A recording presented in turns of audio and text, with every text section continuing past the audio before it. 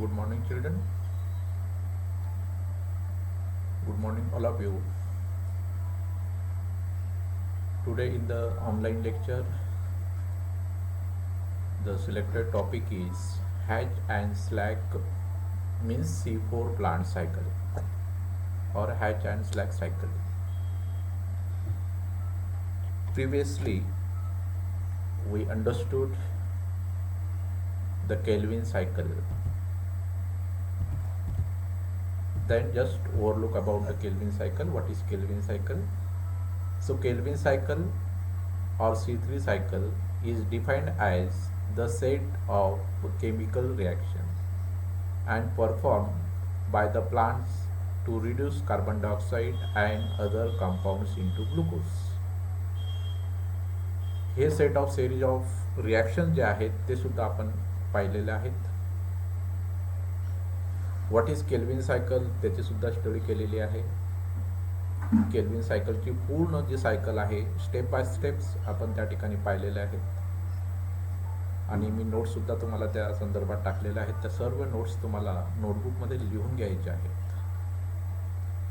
Kelvin सायकलवर definitely एक questions असतोच, त्याच्यामुळे व्हॉट इज किंवा ओरलसाठी सुद्धा what is kelvin cycle, definition of kelvin cycle, त्याचे कुठले प्रोडक्ट्स आहेत, अशा प्रकारच्या क्वेश्चन्स हे जनरली ओरलमध्ये सुद्धा विचारले जातात. म्हणून केल्विन सायकल हा महत्त्वाचा टॉपिक आहे.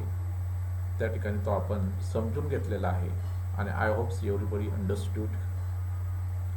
So you have to again and again see the video and try to understand all the steps of the Kelvin cycle.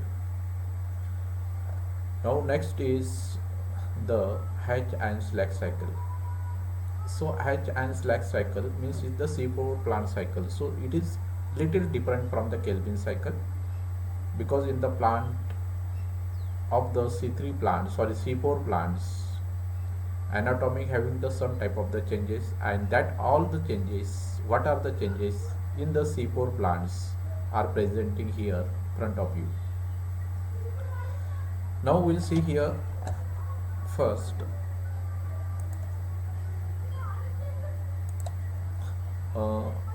how are C4 plants different from C3 plants. आता C3 plants आपण पाहिलेले आहेत. C4 plants आता आपण या ठिकाणी पाहणार आहोत. C3 प्लांट्समध्ये केल्विन सायकल वगैरे आपण पाहिले, पण त्याच्या ॲनाटॉमिकली काय डिफरन्स असतो. म्हणजे C4 प्लांट्स आपण जर म्हटलं तर झिरोफायटिक प्लांट्स आपण त्यांना कन्सिडर करू आणि त्या प्लांट्समध्ये कशा प्रकारच्या ॲडॅप्टेशन्स असतात ते सुद्धा आपण या ठिकाणी पाहणार आहोत. त्याच्यात फर्स्ट पॉईंट आहे they have a special type of leaves anatomy. म्हणजे त्याची जी लीफ असते त्याच्यामध्ये स्पेशल टाईप ऑफ ॲनाटॉमी, त्याचे जे स्ट्रक्चर असेल इंटरनल त्या स्ट्रक्चरमध्ये बदल असतो. Second, they tolerate high temperature. Means this plant can be grow in high temperature. ते हाय टेम्परेचरमध्ये त्या ठिकाणी येऊ शकतात किंवा येतात. त्याच्यानंतर थर्ड पॉईंट आहे they show the response to high light intensity. ते हाय लाईट इंटेन्सिटीमध्ये सुद्धा ते प्लांट्स वाढू शकतात किंवा ते रिस्पॉन्स करतात. Means is need the high intensity of light. They lack the process called as photo respiration. म्हणजे फोटो रेस्पिरेशनची जी प्रोसेस असते त्याच्यामध्ये ती नसते जेव्हा. And they have the greater productive of biomass. आणि मोठ्या प्रमाणात बायोमास त्या ठिकाणी ते प्रोड्यूस करतात. अशा प्रकारचे एक ॲडॅप्टेशन्स त्याला आपण म्हणू शकतो. ॲडॅप्टेशन्स या प्लांट्समध्ये आहेत as compare to C3 plants. म्हणजे आपल्या भोवताली जे प्लांट्स आहेत त्याच्यापेक्षा झिरोफायटिक प्लांट जे असतात त्यांच्यामध्ये काही प्रमाणात बदल त्या ठिकाणी केलेले आहेत. ते आपण या ठिकाणी 5 पॉईंट्समध्ये या ठिकाणी पाहिलेले आहे. आता याच्या जर समजा आपण ट्रान्सफर सेक्शन्स आपण या ठिकाणी घेतला त्या लीफच्या, तर ॲक्च्युअल आपल्याला त्या ठिकाणी कशा प्रकारचे बदल्स त्या ठिकाणी असतात ते आपल्याला या ठिकाणी दिसेल. द वॅस्क्युलर बंडल्स जर या ठिकाणी पाहिलं तर सेंट्रली वॅस्क्युलर बंडल आहे, परंतु this is the compact type of the vascular bundles. असं एकदम C3 प्लांटसारखे एकदम डेव्हलप्ड वॅस्क्युलर बंडल त्या ठिकाणी नाही. Air space beneath stomata. स्टोमॅटोच्या खाली या ठिकाणी एअर स्पेस त्या ठिकाणी दिलेले आहे हे पहा. देन मेसोफिल सेल्स स्टोमॅटोच्या बाहेरच्या बाजूला या ठिकाणी मेसोफिल सेल्स सुद्धा त्या ठिकाणी आपल्याला दिसत आहेत, ते ग्रीन C3 मध्ये सुद्धा असतात. Okay, then the bundle sheath cells, या ठिकाणी अशा प्रकारचे बंडल शीथ सेल्स आहेत. It's a simple as compare to C3 plant सारखंच त्या ठिकाणी ॲनाटॉमिकल त्या ठिकाणी फीचर्स आहेत. आता या ठिकाणी आपण पाहू तर त्याच्यामध्ये ॲक्च्युअल डिफरन्सेस कसे आहेत. The large cell present around the vascular bundles of the C4 pathway plant are called bundle sheath cells. म्हणजे आता या ठिकाणी जर पाहिलं आपण बंडल शीथ सेल्स, हे पहा बंडल शीथ सेल जर पाहिलं तर हे लार्ज आहेत as compare to C3 plants. The leaves which have such anatomy are said to be have क्रेंच anatomy. आता अशा प्रकारची जर anatomy असेल त्याला क्रेंच anatomy असं म्हणतात. Kranz name is from the scientist Cranch. Then now next one, the bundle sheath cells may form several layer of vascular bundles and they are characterized by the following. The large number of chloroplast, त्याच्यामध्ये जर पाहिलं तर large number of chloroplast त्याच्यामध्ये आहे sheath सेलमध्ये. And thick walled, याची जी wall आहे ती एक थिक वॉल आहे. And unaffected by the gaseous changes and no intercellular space. आता याच्यामध्ये कुठल्याही प्रकारच्या तुम्हाला इंटरसेल्युलर स्पेस या सेलमध्ये तुम्हाला दिसणार नाही. आणि ही जी वॉल आहे ही थिक वॉल आहे. अनअफेक्टेड म्हणजे गॅसियस, म्हणजे कोणत्याही प्रकारच्या गॅसेसमध्ये त्या ठिकाणी ते अफेक्ट होत नाही अशा प्रकारचे ते आहे. म्हणजे हे ॲनाटॉमिकल जे स्ट्रक्चर आपण या ठिकाणी पाहिलेलं आहे, हे स्ट्रक्चर जे आहे हे C4 प्लांटचे स्ट्रक्चर आहे. ओके, आता नंतर आपण सेकंड स्लाईड पुढची स्लाईडमध्ये आपण पाहणार आहोत. तर याच्यात जर पाहिलं तर ॲक्च्युअल कशा प्रकारचे त्या ठिकाणी गेसेस एक्सचेंज होत असतात. The Hatch and Slack pathway, Hatch and Slack पाथवेमध्ये कशा प्रकारचे या ठिकाणी चेंजेस होतात ते पाहू. आता या ठिकाणी पहिल्यांदा आपण म्हणजे या ठिकाणी मी डिस्क्रिप्शन तुम्हाला दिलेलं आहे. याच्यामध्ये जर पाहिलं आपण pyruvic acid means first before this will see the reactions taking place in mesophyll cells of chloroplast. आता ही जी डबल लाईन दिलेली आहे याच्या वरचा जो भाग आहे हा सर्व भाग म्हणजे हा मेसोफिलमध्ये होते. मेसोफिल सेल्स, मी तुम्हाला मेसोफिल सेल दाखवतो या ठिकाणी. This is the mesophyll cell. हे पहा, हे जे सेल्स आहेत ना, this is the mesophyll cells. हे सर्व मेसोफिल सेल्स आहेत. ओके, आले लक्षात मेसोफिल सेल्स. ओके, देन ही रिॲक्शन होते मेसोफिल सेल्समध्ये. आणि हे डबल लाईनच्या खालची जी रिॲक्शन्स आहे ती जी रिॲक्शन होते, reaction taking place in bundle sheath cell chloroplast. तर बंडल शीथ कुठे आहे? हा पहा, बंडल शीथ सेल म्हणजे त्याला लागूनच जे खालचे सेल्स आहेत ते हे बंडल शीथ सेल्स आहेत. ते पूर्ण गोलाकार दिसत आहेत ना, 1 2 3 4 5 6 7 सेल्स याच्यामध्ये आहेत. म्हणजे त्याचे difference not only constant number 7 may be less or more. So this cells are bundle sheath cells. म्हणजे मेसोफिल सेल्स त्याला लागूनच बंडल शीथ सेल्स आहेत. आणि याच्यामध्ये एक वॉल असते, ती वॉल आपण या ठिकाणी डबल लाईनने या ठिकाणी ती वॉल दाखवलेली आहे. ओके, आता पाहू आपण केमिकल रिॲक्शन्स कशा प्रकारचे होते. तर या ठिकाणी फर्स्ट या मेसोफिल सेल्समध्ये प्युरिक ॲसिड असेल, pyruvic acid. Okay, and this pyruvic acid are convert into the PAP means pyruvic acid aldehyde, so it is converted into this PEPA. So it is converted into this pyruvic acid into the PEPA, and then oxidation reaction is taken place and is converted into oxaloacetic acid. म्हणजे ही जी reactions होते ही कोणामध्ये होते? Mesophyll सेल्समध्ये. आणि is convert into the oxaloacetic acid. काही पुस्तकांमध्ये तुम्हाला direct pyruvic acid to oxalic acid सुद्धा त्या ठिकाणी मिळेल. ओके, सो या ठिकाणी oxaloacetic acid is produced means pyruvic acid is converted into the oxaloacetic acid. Now this oxaloacetic acid is again split into the two compounds, that is the malic acid and another one aspartic acid. Okay, दोन ॲसिड्समध्ये त्या ठिकाणी convert झालेलं आहे. So in malic acid you see this is the malic ॲसिडमध्ये काय होईल की या ठिकाणी हायड्रोजन आयन या ठिकाणी ॲड झाल्यानंतर दिस NADPH2 is convert into NADPH. म्हणजे या ठिकाणी हायड्रोजन आयन या ठिकाणी निघून गेलेला आहे. And another particles is the aspartic acid. So this asperic acid, now this asperic acid is again enter into the bundle sheath cell.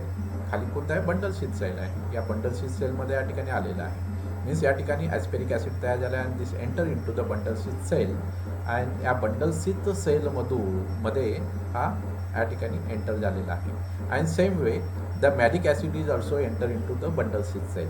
म्हणजे ऑक्झॅलिक ॲसिटिक ॲसिड डायरेक्ट येत नाही, that is the split into two, and malic acid and aspartic acid is enter into the bundle sheath cell. आता पहा, आपण या ठिकाणी पहिल्यांदा पाहू, ही ॲस्पेरिक ॲसिड हे बंडल शीथ सेलमध्ये या ठिकाणी आलेला आहे. बंडल शीथ सेलमध्ये हा सेलमध्ये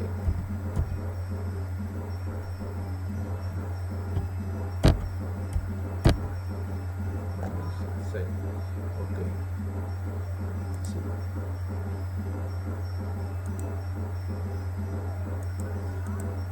हे पहा, हे बंडल शीथ सेल आहे. या बंडल शीथ सेलमध्ये या ठिकाणी आलेला आहे. ओके. या ठिकाणी pyruvic acid is converted into oxalic acetic acid, and that is enter into the bundle sheath cell. त्या बंडल शीथ सेलमध्ये त्या ठिकाणी ते आलेलं आहे. And this aspartic acid, then now aspartic acid is again convert into the oxalo acetic acid. मग परत ते ऑक्झॅलो ॲसिटिक ॲसिडमध्ये कन्वर्ट होतं, आणि परत ते ठिकाणी पायरुविक ॲसिडमध्ये त्या ठिकाणी ते कन्वर्ट होत असतात. देन नाव मॅलिक ॲसिड, ते काय होतं पाहू. आता malic acid is playing the sum of set of reactions here. Thus malic acid is again also convert into the pyruvic acid. म्हणजे पहा, प्युरिक ॲसिडमधून ऑक्झॅलो ॲसिटिक ॲसिड बनलं, त्यांच्यामधून मॅलिक ॲसिड आणि ॲस्पेरिक ॲसिड बनलं. परत या ॲस्पेरिक आणि मॅलिक ॲसिड हे finally is convert into the pyruvic acid. Pyruvic ॲसिडमध्येच त्या ठिकाणी कन्वर्ट होतात. परंतु या मेसोफिल सेल्समध्ये काय होणार आहे, एक रिॲक्शन्स त्या ठिकाणी होणार आहे. या ठिकाणी कार्बन डायऑक्साईड त्या ठिकाणी आपलं याच्यामध्ये बंडल शीथ सेलमध्ये कार्बन डायऑक्साईड घेतला जातो आहे, and carbon dioxide is add 1 carbon into this one, and is prepare this the PGA, phosphoglyceric acid. सो PGA 3 PGA या ठिकाणी तयार होतात, and in the presence of RUBP या ठिकाणी एक रिॲक्शन्स त्या ठिकाणी तयार होते. आणि ही सेट ऑफ रिॲक्शन्समध्ये, म्हणजे ही ॲक्च्युअल C3 सायकल आहे. या ठिकाणी C3 सायकल्स या ठिकाणी तयार होते, आणि ह्या C3 सायकल्समधून परत या ठिकाणी प्युरिक ॲसिड तयार होतं. म्हणजे ॲस्पेरिक ॲसिडपासून सुद्धा प्युरिक ॲसिड तयार झालं, आणि मॅलिक ॲसिडपासून सुद्धा प्युरिक ॲसिड तयार झालं. Then this pyruvic acid is again enter into the mesophyll cell. परत त्या मेसोफिल सेल्समध्ये आलं. Okay. Then this is the alanine सुद्धा त्या ठिकाणी फार कमी प्रमाणात त्या ठिकाणी तयार होतात. ॲलॅनिन सुद्धा त्या ठिकाणी बनत असतात, आणि this pyruvic acid is equal to this one. Then now pyruvic acid परत त्या ठिकाणी मेसोफिल सेल्समध्ये येतात. परत ते mesophyll cells is convert into this one PEPA, then oxalo acetic acid, then splitting is taken place, then again अशा प्रकारची ही कंटिन्युअस जी सायकल असते, ही मेसोफिल सेल्स आणि बंडल शीथ सेल ह्या दोघांमध्ये कंटिन्युअस या ठिकाणी होत असते. And this cycle is help for the C3 cycle. आणि ही जी सायकल असते ही बूस्टर सायकल म्हणून C3 सायकल्समध्ये त्या ठिकाणी वापरली जात असते. आणि याच्यातून मोठ्या प्रमाणात ATP, ADP, NADP या ठिकाणी तयार होत असतात, आणि is alternately is directly or indirectly help for the C3 cycle. अशा प्रकारची ही हॅच अँड स्लॅग सायकल आपण या ठिकाणी पाहिले आहे. आता या ठिकाणी आपण सुरुवातीला या ठिकाणी पाहू, एक रिव्हिजन म्हणून परत या ठिकाणी आपण हॅच अँड स्लॅग सायकल पाहिलं, C4 प्लांट, त्याचे ॲनाटॉमिकल स्ट्रक्चर पाहिले, त्याचे 5 ॲनाटॉमिकल स्ट्रक्चर्स या ठिकाणी. तर याच्यामध्ये परत आपण या ठिकाणी हे 5 difference type of the anatomical structure या ठिकाणी पाहिलेले आहेत. याच्यामध्ये सर्वात महत्त्वाचा रोल म्हणजे काय, मेसोफिल सेल्स हे जे आहेत, मेसोफिल सेल्स आणि बंडल शीथ सेल याच्यामध्ये या ठिकाणी रिॲक्शन्स होत असते. मेसोफिल सेल्समध्ये पायरुविक ॲसिड असतात, ते pyruvic acid is convert into the oxalo acetic acid. परत ऑक्झॅलो ॲसिटिक ॲसिड ह्या सेल्समध्ये येतात. मी या ठिकाणी थोडंसं लार्ज करून तुम्हाला या ठिकाणी दाखवतो. ओके. आता पहा, हे क्लिअर दिसत असेल आता. तर या ठिकाणी मेसोफिल सेल्समध्ये या ठिकाणी रिॲक्शन होता, प्युरिक ॲसिड असेल, दिन प्युरिक ॲसिड या ठिकाणी बनल्यानंतर ते ऑक्झॅलो ॲसिटिकमध्ये कन्वर्ट होतं. परत ते ऑक्झॅलो ॲसिटिक ॲसिड परत या ठिकाणी मेसोफिल सेल्स बंडल शीथ सेल्समध्ये येतात. बंडल शीथ सेल्समध्ये परत set of reactions C3 cycles या ठिकाणी ला हेल्प करत असते, आणि या ठिकाणी परत या ठिकाणी पायरुविक ॲसिडमध्ये ते कन्वर्ट होत असतं, आणि pyruvic acid again is enter into the mesophyll cells. म्हणजे अशा प्रकारचे याच ठिकाणी या बंडल सीथ सेल आणि मेसोफिल सेल्स यांच्यामध्ये कंटिन्युअस या ठिकाणी ही रिॲक्शन्स होत असते आणि ती जी रिॲक्शन्स होत असते त्या रिॲक्शनला आपण या ठिकाणी हॅच अँड स्लॅग पाथवे असं म्हणतो किंवा C4 सायकल किंवा C4 हायपोथेसिस असं सुद्धा आपण त्या ठिकाणी त्याला म्हणत असतो.